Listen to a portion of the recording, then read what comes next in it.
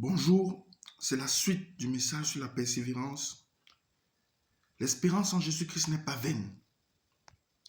Parce que notre Dieu veut aussi affecter notre entourage. Car son but premier est le salut de tout homme.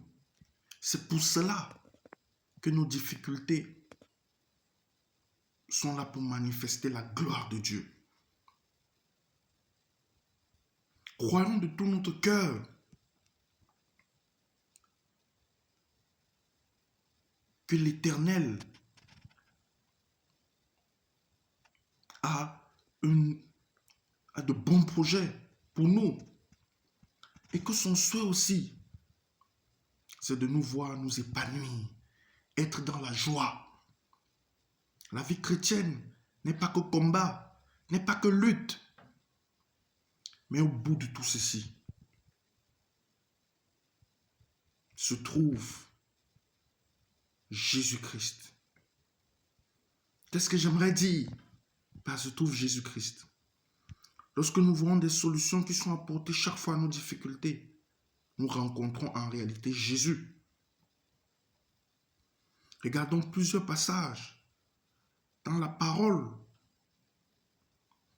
nous montrent encore comment Dieu est intervenu pour son peuple. Lorsque Esther avait eu la requête de Mardochée d'aller voir le roi, parce que Aman avait décidé l'extermination de tous les Juifs, et qu'elle ne pouvait pas, à cause de certaines conditions, que le roi devait d'abord lui tendre son sceptre pour qu'elle aille dans ses appartements.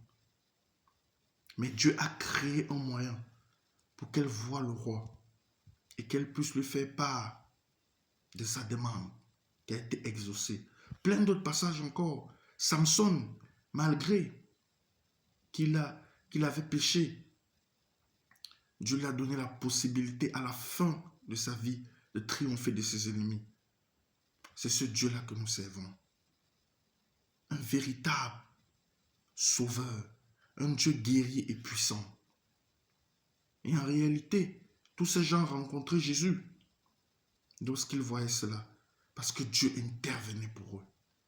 C'est le message que je voulais encore vous communiquer. Que Dieu vous bénisse tous et toutes. Shalom.